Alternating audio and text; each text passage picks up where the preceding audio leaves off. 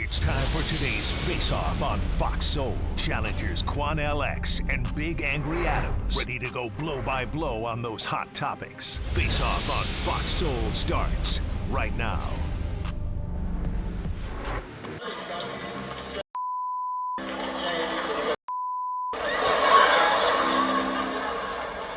But sisters, I'm here to tell you, I've been cured. I've been cured everything. I've been cured. No more white girls. I'm cured. No more white girls. No more white girls. No more. No more white girls. I'm back on the black side of town. No more white girls. No more potato salad and raisins. No more white girls. No more spray tan. No more.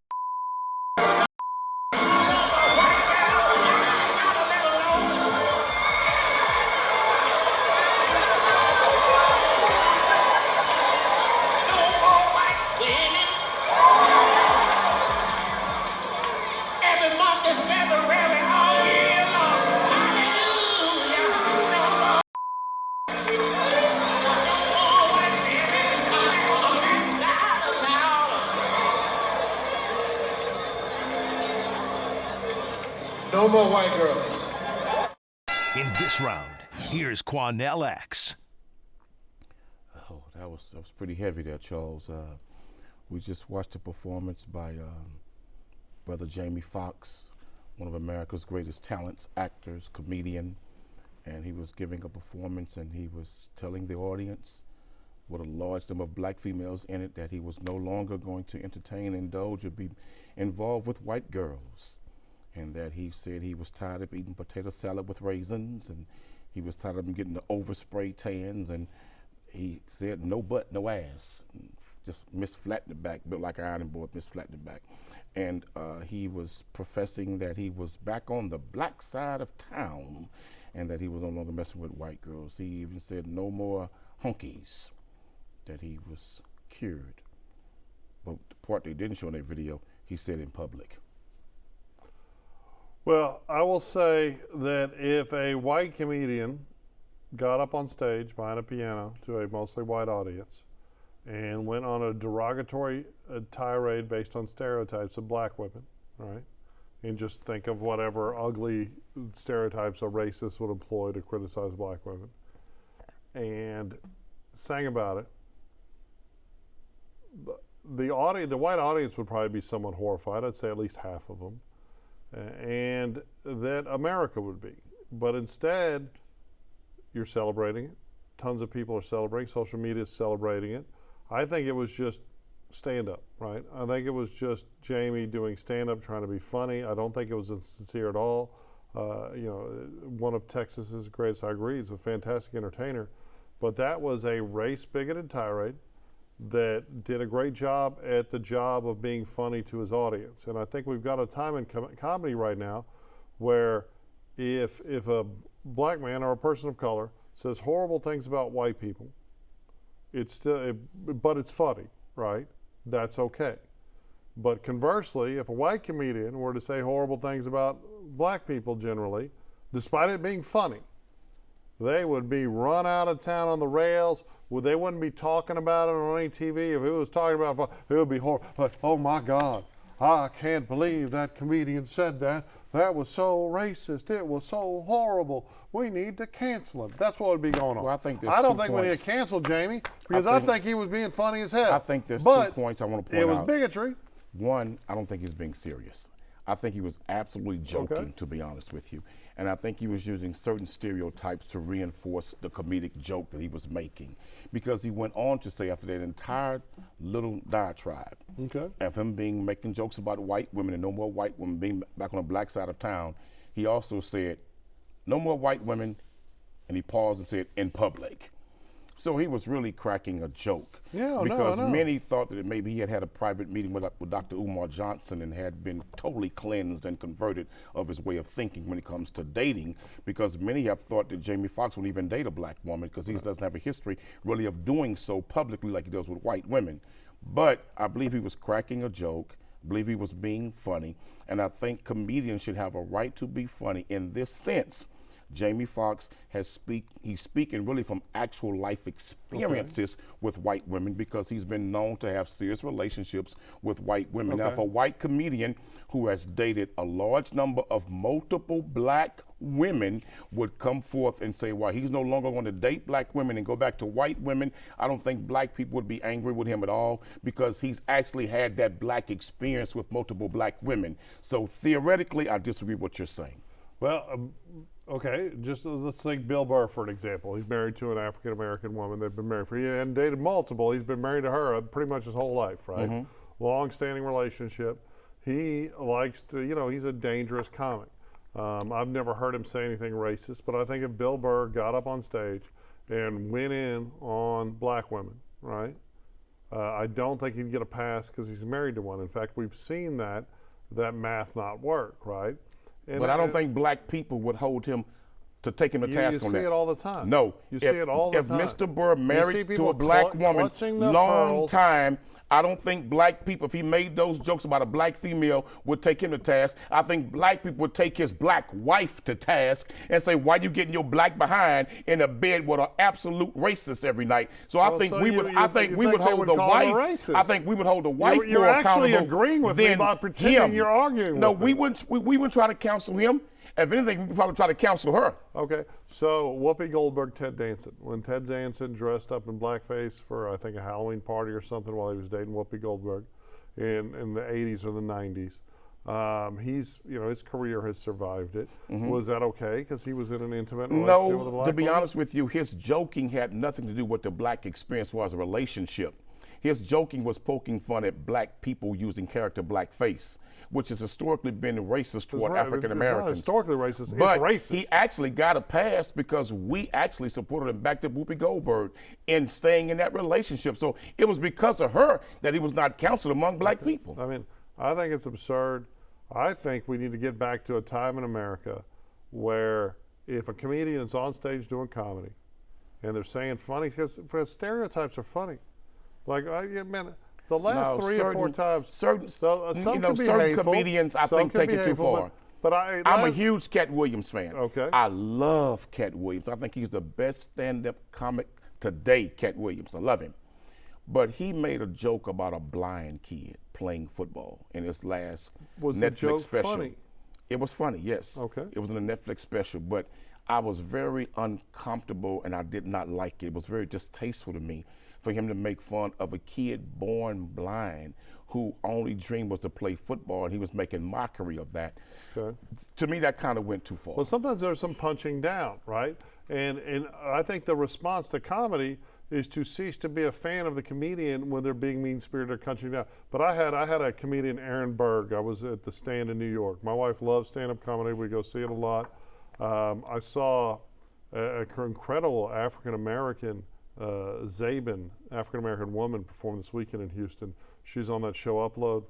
One of the best comedians I've ever seen. It's hilarious, right? But we saw this white guy. He's a white, I think he's Jewish, Aaron Berg, and he's just going in on me, right, for being old and bald and and it felt mean, but it was funny, right?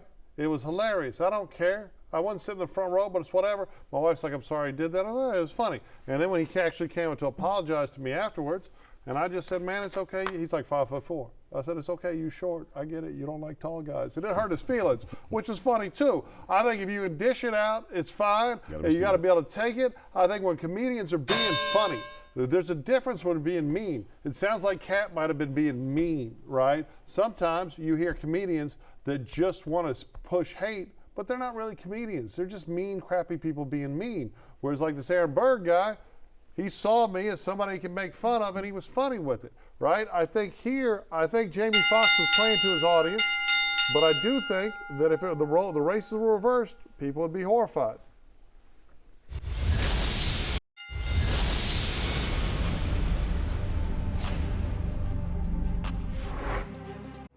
Cook for my husband. I only cook for my children. My husband will be making his own breakfast, lunch, and dinner. Number 2, I do not help him pay any bills. So if he is short on the rent, on utilities, or anything like that, it is not my problem. I will not be helping him out. His job is to provide for his family, so I am not financially contributing to any of the bills.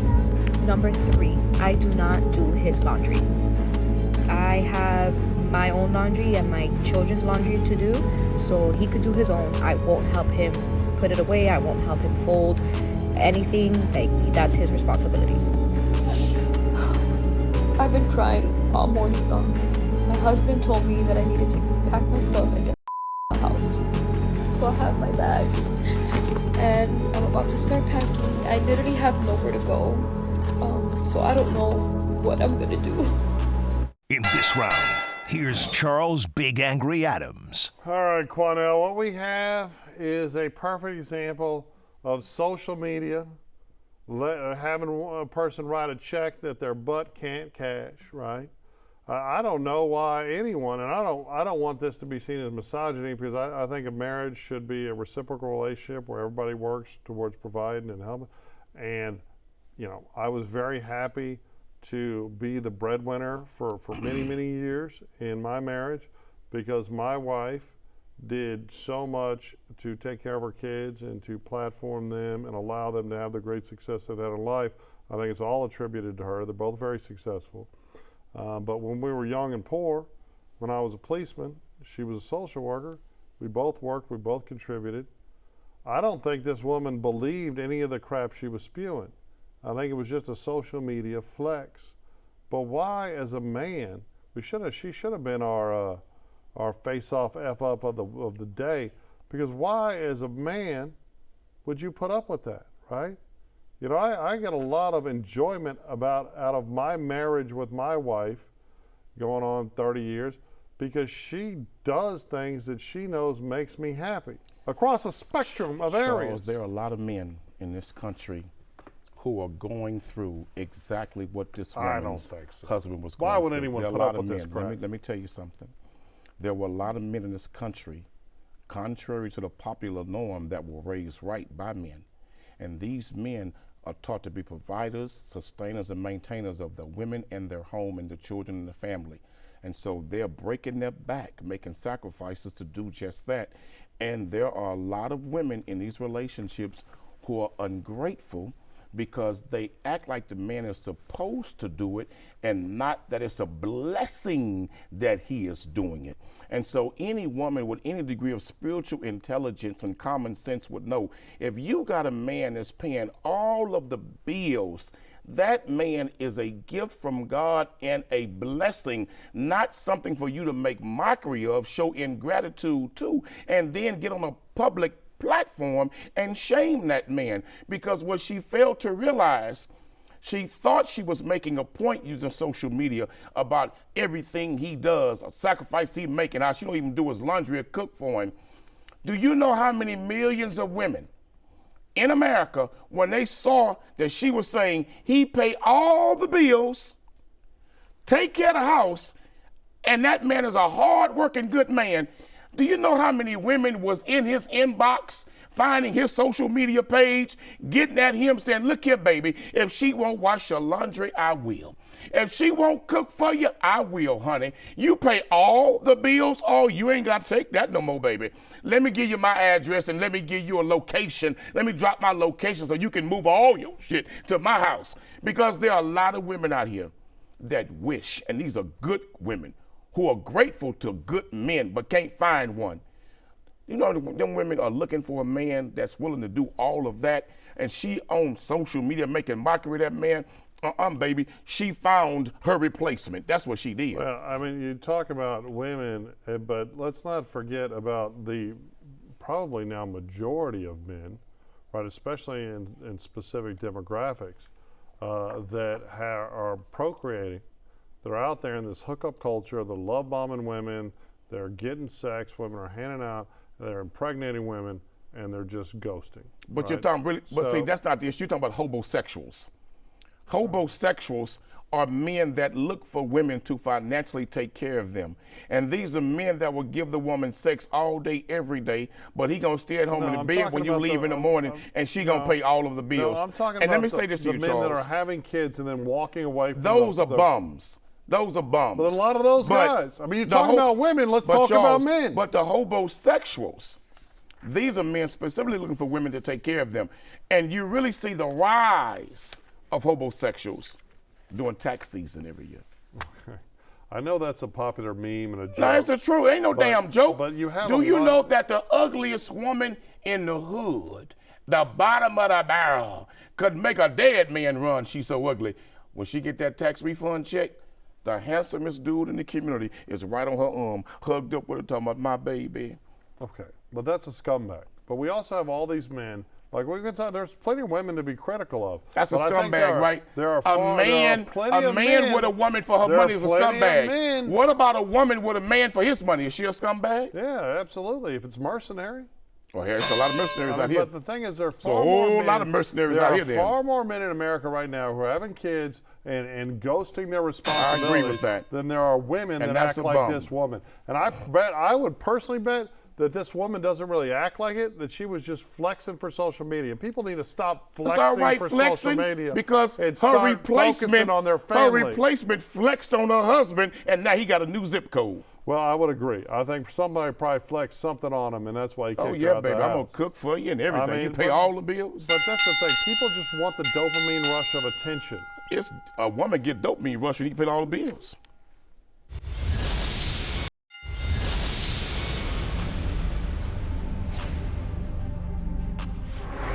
Will go and get beta males because he's not gonna say a thing. He gonna let you run amok. He gonna let you do what you want to do. And we we've gotten to the point where we don't want to be alone. But so we want somebody. Yes. But then we want somebody that's not gonna tell us nothing. Right. We Right. want somebody that's not gonna hold us accountable. We want somebody we can talk to, flip out the mouth. At the end of the day, the whole thing is we wanted to escape order. So we fled to independence because we wanted to escape order because the order that we saw was not really order. So let me talk about the bad word. Okay. Go ahead. Submission. That's not a bad word. Get away from submission. I don't think that's a bad word. I don't. No. Oh, It's a okay. bad word by nature. Oh, okay. Got you. If you say it I to the got average woman, especially one that's out of order, she Oh. gonna say, I don't want to parse of that. Right. So we're back to back, Quanell, on derogatory women segments. I know you and Matt picked. Y'all both hate women. Y'all picked these segments.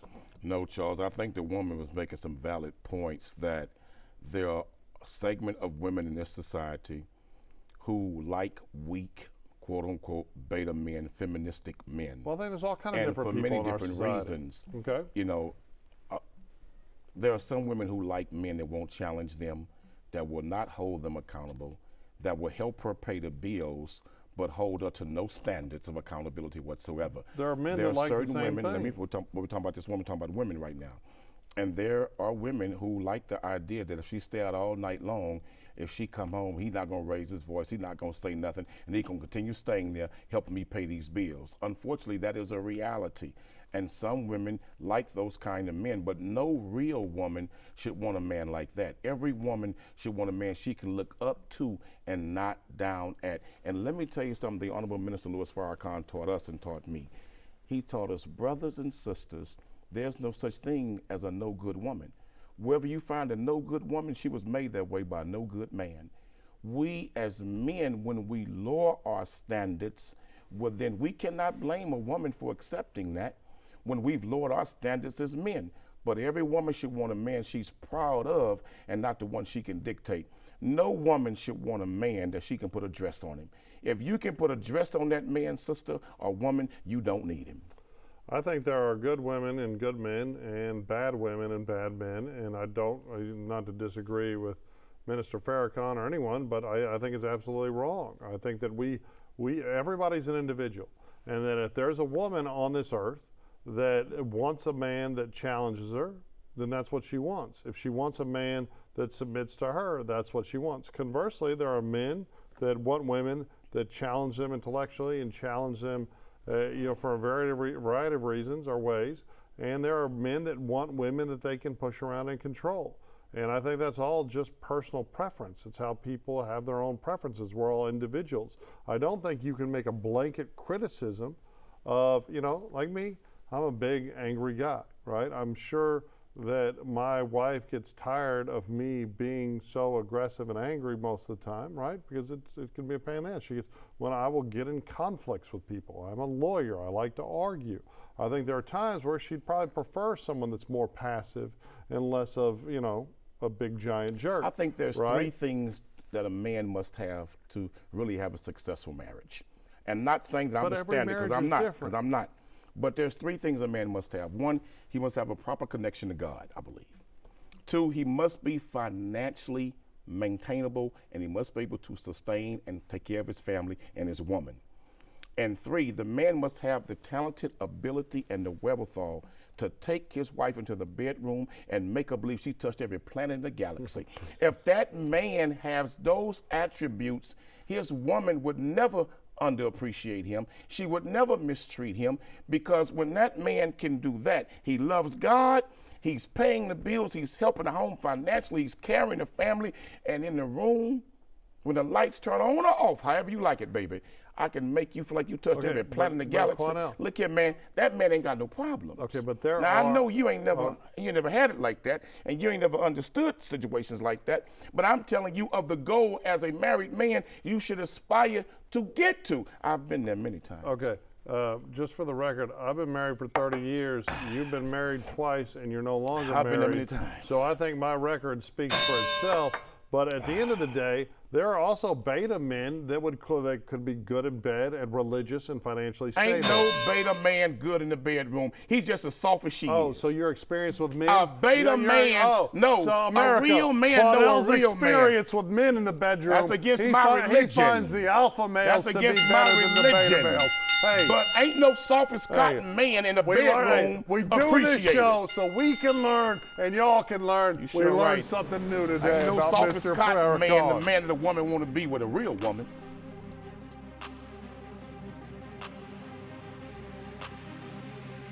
That's it for the Face Off on Fox Soul. We'll catch you next time.